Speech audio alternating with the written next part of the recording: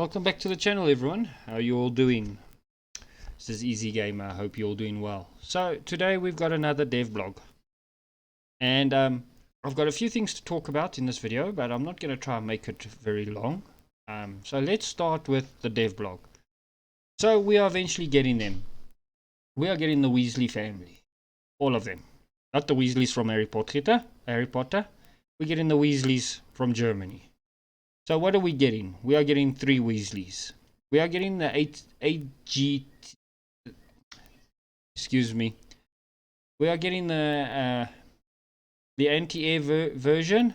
We are getting the one with the 20mm autocannon and the AGTM,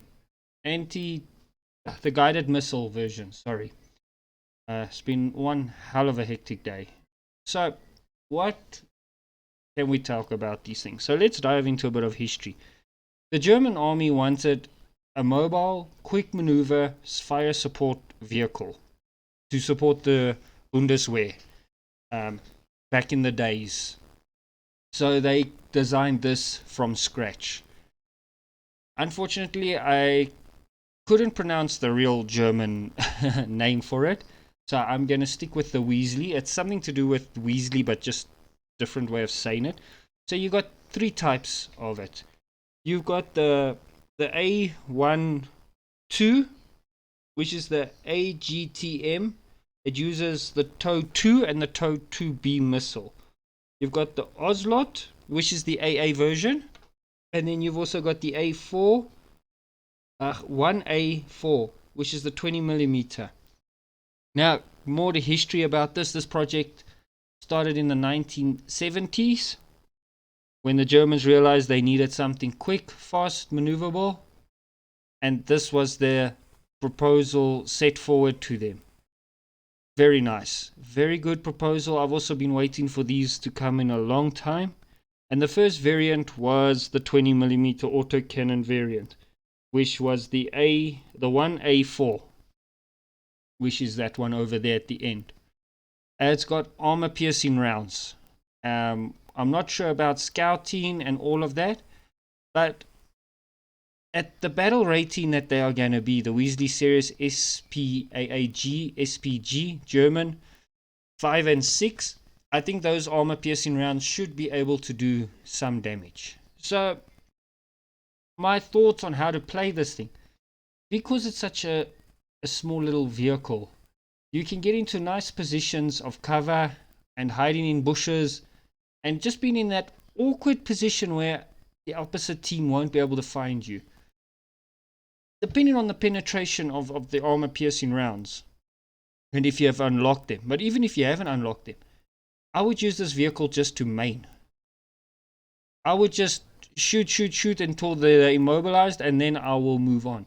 Lighter targets, as you can see in this video, like the armored personnel, the IFVs and all of that, you should be able to destroy quite easily with the 20mm autocannon. But for bigger targets like tanks and that, I would just shoot to main and then run and then go find another nice little hiding away spot. The armor on this thing, I think, wouldn't be much to write home about. It should be pretty weak. Then the crew, it's only got a crew of 2. And this is what I went to look in my books and everything. All my armored vehicle books and that. And they all say it's a crew of 2. So survivability is not there. I'm sure 50 cals and those type of machine guns will rip right through you. So I would be careful. If someone calls RD on my ass, I'll turn around and run like hell. And yeah, I would just use it for maining. Shoot and scoot, and be on the flanks. And I'm sure you could even use it in an anti-air role because the gun depression and elevation is pretty good on this thing. So yeah, pretty nice. I'm excited about this. When this update comes, I'm really going to hit the German tech tree and I'm going to research to these, because since the first day I saw these in military books, I fell in love with them. I think it's just such a cool, unique concept. And going back to the Second World War, the German mind tactics of force maneuver. So this was a brilliant concept. Small vehicle, crew 2. I'm not sure the training was needed very much for this thing. I'm sure they get gunner sights and all of that. So it was cheap, quick to produce. You could do quite a bit of damage with this thing if you got a lot of them running around at a very good speed on a battlefield. Obstacles will be a bit of a problem, I think. So you'll have to keep that into your mind when you're using this thing. So yeah, that's what I've got to say about that one. So let's then move on to the Ozelot. The Ozelot is the AA variant. That came around in 1997. So I'm just reading my notes here. I made notes. So the Ozelot came around in 1997 when the Germans had realized what a good base platform they've designed here. They had thought, gee, this what I said earlier, that this would be this is such a good idea. Crew of 2, easy to produce, quick maneuver, scoot, fire. I mean, at that time it was a Cold War era, so they were thinking of the hordes of Russian tanks and that were storming through the German border at them. So they were thinking of ways to not face them head on, but to slow them down, to knock as many tanks out in a quick engagement and run away. This was the concept behind these vehicles. So the AA was the same, but the AA was more of a support vehicle to move up with the column, to protect columns, protect infantry. It wasn't made to shoot down high altitude bombers or anything. It comes with if I'm not mistaken, the Stinger missile. I'm not sure what variant of the Stinger, but it was to shoot down helicopters, slow moving recon planes, to be in a little position where it's difficult to get into. This is what its job was to do. And it comes with a crew of 3. So survivability is a little bit better, but not much. I would have to think that this one would be the higher rank of the 3 because of the air to ground to air capabilities. One of the questions is asked if this thing's got radar. And if I come down to this one picture here, where is it? There. Let me just increase it. This looks like a microwave type of radar, and this looks like a type of visual thermal type of thing. Similar to that one American little Humvee that the Japanese have got with the 4 missiles on it that shoot down aircraft. Yeah, it's got a similar layout in the radar systems over here. So I think this thing will have a sort of a type of radar, semi-active or something along those lines, and a bit of a thermal imaging maybe for night and day. I didn't go do much look into this one on my books because I was more interested in the 20mm autocannon, but I do know a little bit. And then you got your, looks like smoke discharges here. So very nice, very interesting. It's got a bit of a longer base, upgraded engine and upgraded armor, but I don't think it would be that much different to the 1A4. So yeah, also very unique, I'm loving it. This is what the game wants, this is what the game needs. So if you can read, yeah, okay, we'll read through this stuff just now. Then the next one that we're going to look at is the 1A2, the AGTM, the anti-tank missile version. Okay, now this one we haven't covered. Yeah, fires the TOW 2 and the TOW 2B. Now I'm not familiar with those missiles because the furthest I've really got in the tech trees, especially with the British, is to the Milan missiles, and I dread them. I hate playing with them. It took me a long time to figure out how they work. So I don't know if the TOW missiles work the same. I don't know what the armor penetration or anything's on them. But once again, the concept of this vehicle. Get into a nice tiny little position, and sorry, I do understand this thing comes with 7 missiles and it's a crew of 2. No, crew of 3, sorry. Crew of 3. 7 missiles. So you work it out, a team, every person spawns in 3 vehicles. I don't know if it's all the matches, the games are the same in SB and realistic, but you spawn in 3 vehicles. You've got 7 missiles. Do the maths. You knock out 2 players and 1 vehicle. It's a game winner.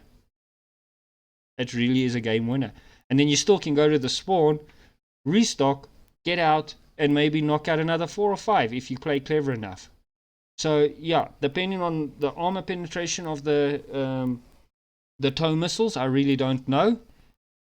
But once again, nice little vehicle. This one came into service in, if I'm not mistaken, in 1992. It was also completely upgraded, engine, armor, all of that. It's got optics, the whole tutti frutti, the whole shabam. It is pretty handy. It's a crew of 3, and yeah, this would be another unique, very good vehicle for the game, in my opinion. Here you can see some nice pictures of it. So very nice, very small, very compact, and you got an MG. So that if that MG works, it would be very, very nice, because you could also then I don't see any smoke on it. Maybe I'm wrong. Maybe it does have smoke, because normally these things do have smoke to cover their retreat.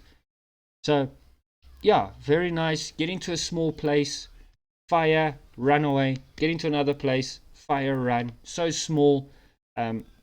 Larger tanks and that will battle to lock onto you, because you are so small. You are so fast, nimble. Trenches and those type of things is something I would be a bit scared of, because you are small. You're going to get stuck.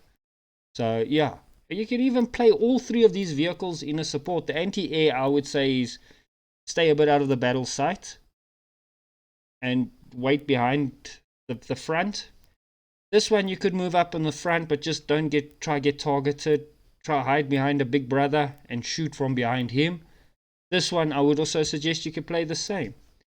So yeah, those are my opinions. Loving it.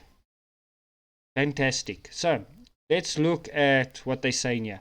In the upcoming groundbreaking update, we will present 3 vehicles from the long anticipated Wiesel series Wiesel series. What they lack in size, they make up for in guns. I agree 100%. Pros: ultra compact. True. Excellent driving characteristics. Sorry. And good weapon. Cons: weak protection, small crew. Well, with a vehicle this size, you're gonna have those cons. So yeah, it's just a brief history of the vehicle. Nothing really much to say. Basic versions of the vehicles: the 20mm Rheinmetall 202-20 cannon. The gun is mounted on a remote mounted. It has a very good traverse speed and an excellent target angling. That's what I thought. That's what I said. With the belts available immediately after researching, the gun can be effectively used against light armored targets, helicopters, slow flying aircraft. The research of the DM63 modification will add a choice of armor piercing sub-caliber projectiles able to penetrate many tanks in the side. The crew of the vehicle is only 2. Fire control system includes laser rangefinder and thermal imaging for both crew members, which is very nice. This is the DM63. I've never played with it, but I've heard people say it's one of the best rounds. You can pin tanks from the side, as this article is saying. Very nice. Very, very nice. Okay, now let's go to the ATGM. The version of the armored vehicle with a launcher for the TOW 2 ATGM tandem warhead TOW 2A and TOW 2B, which is able to hit tanks from above. Ammo capacity 7 missiles, crew of 3. That really helps with the survival in this module. Traditionally small silhouette, excellent speed, as well as thermal imaging for night battles. An almost ideal little beastie for capturing points and ambushing in the most unpredictable places for the enemy. Fantastic. I agree with 100%. Let's go to this one. This version of the vehicle with the Stinger SAM on board is the tallest of the 3 due to the high launch ammunition in the suspended box and a pair of high antennas. However, the Ozelot is easy to hide in small bushes, behind ruins, and alongside rocks. Good missile and low cost in respawning points. What else is needed to ride the threat to your team of overly yourself confident attack aircraft and helicopters? So yeah, none of the information I gave came from this. But if my books are correct, this one saw fighting in Kosovo and in Somalia, where they proved their Reichsmark worth. I think that's the German currency, the Reichsmark, where they proved their worth. It was very successful. The Germans were very happy with it, and they've even now, there are different variants. There's an ambulance variant. There's a what they call an evac variant. There is an artillery variant. There's ammunition carrier variants. There's reconnaissance variants. They've used this vehicle so much because it has proved its worth. It has proved to be reliable. It has been the vehicle that has shown off that they've still got it to produce fast-moving, well-designed vehicles that get the job done. And I feel this is what Gaijin has got right so far from this update. No matter any other thing that they've added, this is the happiest I am with. So yeah, and then I want to send a special shout out to sorry guys, I'm just trying to make sense head and tails of my notes. All my notes are so confusing. The shout out goes to Jason foulke, if I'm saying that correct. I got a message from him yesterday, and over a YouTube video, and the message was basically just saying that I should give more information on vehicles and make it more attractive. So I had a bit of a chat with him, and I did see his point, and I did realize it. So the shout out goes to him. I hope he'll watch this and he'll be happy and then reply back to me and tell me if this is an improvement, if this is what he likes to see. Thank you, Jason, for your comment. I hope you're having a good day, and I hope you're keeping well. And to all the viewers and everybody that's watching, thanks for watching, and I'll see you guys on the next one. Keep safe. Goodbye.